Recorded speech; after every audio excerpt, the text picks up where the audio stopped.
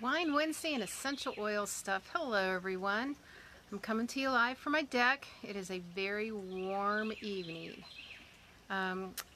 Things are going well. I hope things are going well with you. Drop me a line. Let me know what you've been up to. If you can see this little birdhouse behind me, I've got a little baby wren in there who is just squawking, and his mama is in the tree behind us just hollering at me for being on this deck. So I'm going to make this one kind of quick tonight. This hot weather has been brutal, and but my bees love it. And I have had a chance to get into my beehives last weekend, and they are making lots of little baby bees and lots of honey. Hey Karen, hello. Thanks for joining. So that's good news. I should have some more honey to pull off this fall, so I'm excited about that. Last week I talked about blue tansy and its anti-inflammatory properties, and I'll tell you, after last weekend with working with the bees, because a lot of those boxes, they weigh 50-60 pounds, and I'm lifting them, usually, you know, they're stacked, and I'm lifting them here even above my head. So it puts a little bit of strain on my back and my arms. And then I also worked at the horse sanctuary last weekend. So by by Sunday I was pretty sore. Hey Sue, welcome. Thanks for joining. So I was pretty sore, and I took the blue tansy and I put it on my lower back and on my forearm. I'm really having issues with my wrist to my elbow. And I put the blue tansy on and some copaiba. And yes, I look like a Smurf, but I'll tell you, the next morning I felt pretty darn good. And so, and the blue all absorbed and disappeared. No more Smurf bodies. So I really recommend it, that blue tansy for inflammation. So tonight's wine is Sangria. And I don't know if you can see, I've got a few orange slices floating in there. But you know, Sangria is a wine that's typically made with fresh fruit, brandy or rum, and sugar. And then of course, you know, your red wine base, and y'all know I'm a red girl. But what I've done is, I do have the slice of orange in here, but I didn't use sugar. But I put in a drop of lime essential oil and tangerine essential oil. It's really good. And you know, I'm saving all those calories by not adding the sugar. It's delicious. Hey Amy, thanks for joining. So tonight I'm going to talk about lime essential oil. The citruses are things that I think about when it's hot and summertime. I love citrus, I love the smells. But of all the citrus oils, I love lime the most. I love the way it smells, I love the way it tastes. I use fresh lime juice a lot. But I also use my lime essential oil a lot. So I want to just spend a couple minutes tonight and talk about that.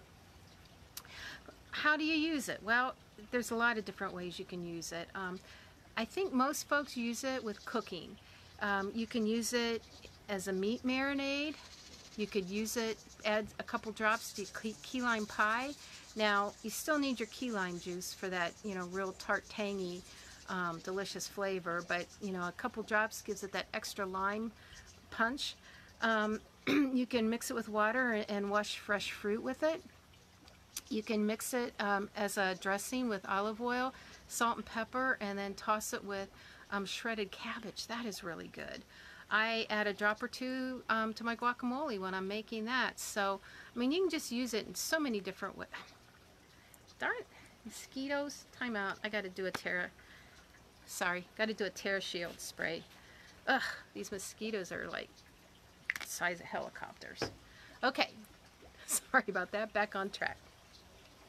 So there's a lot of different ways you can use it with cooking. You know, lime essential oil can give you some health benefits too. The primary constituent in lime is beta-pinene, and studies have shown that beta-pinene, and I hope I'm pronouncing that correctly, helps to support brain chemistry and reduce feelings of sadness or being lethargic.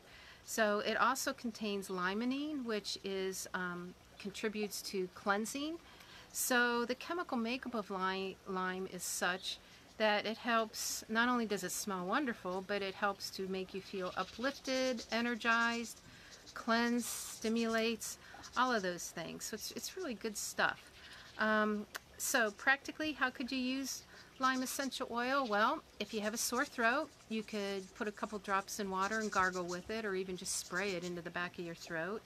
You can dilute it and then apply it to cold sores or chickenpox sores. You can combine it with melaleuca and shampoo to take care of nasty little creepy crawlies in your hair.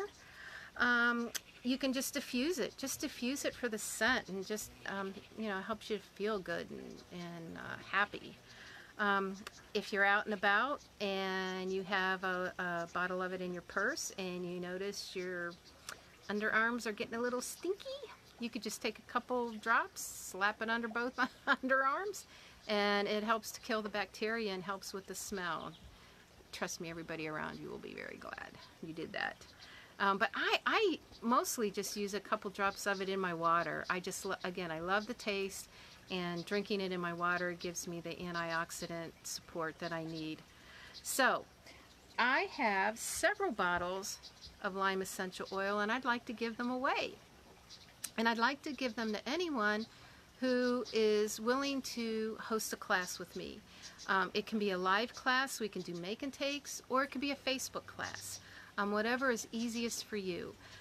So just send me a message, send me a note if that's something you're interested in, and I will send one of these beautiful bottles to you in thanks. So if anybody has any questions, please let me know. Also, I have a little mini class on lime on my website. Here's my website address, sherryoils.com, and it's maybe 9 or 10 blog posts, but it goes into a little bit more detail about what I just got done talking about. So I welcome you, or I invite you to go there and check it out. But that's it. I told you it's going to be a quick one. I don't know if you can hear Mama Wren back there, but she is really squawking at me, so I'm going to hop off here. I hope you all have a great rest of the week, and I'll see you next week. Bye-bye.